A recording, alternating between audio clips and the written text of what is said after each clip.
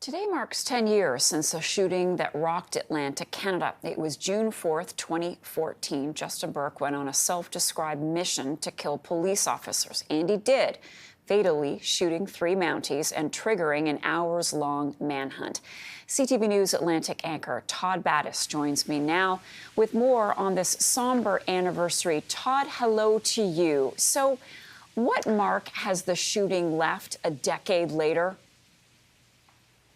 Well, there's the visible one, Marcia, of course, which is the monument which was built along the riverfront near downtown Moncton that has statues of Larch, Ross, and Girardin, those 3 constables who were killed in that incident.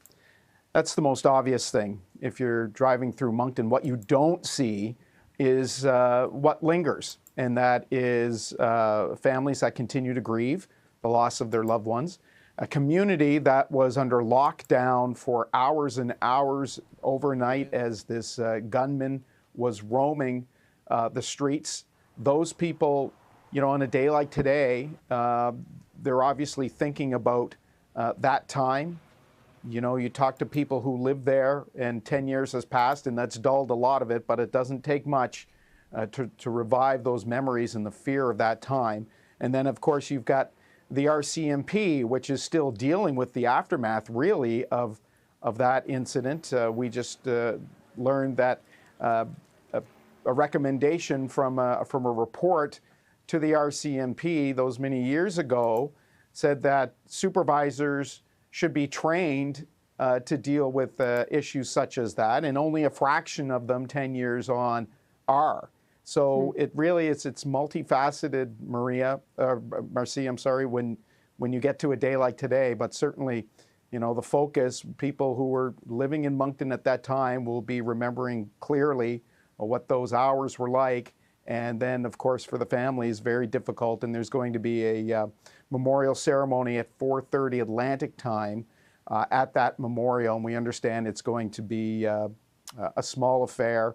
And something they're asking, the media to be respectful of. It's not going to be something that is a big citywide affair. It's more of a personal reflection of this 10 years on. Todd, the scars obviously still remain from what you're reporting to us this morning. And can you just for a moment take us back to that day? There was so much confusion, I recall. What was it like trying to cover what was happening? There was a lot of confusion. You had media that, this wasn't sort of a one moment and then you cover it. This was something that played out over an excruciating number of hours.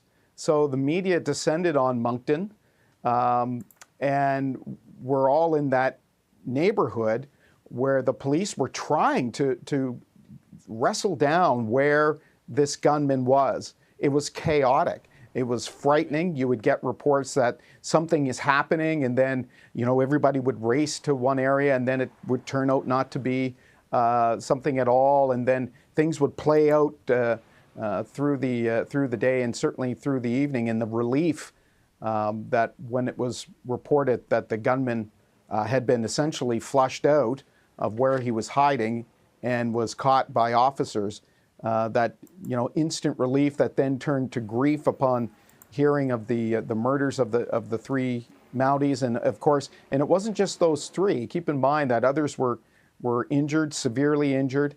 It was a long process, and then you'll remember there was that a city in mourning, that large, almost like a state funeral that was held at the Moncton Coliseum, brought in police officers from around North America. The city was stunned and continued to be, for many months afterwards. Todd Battis, appreciate seeing you.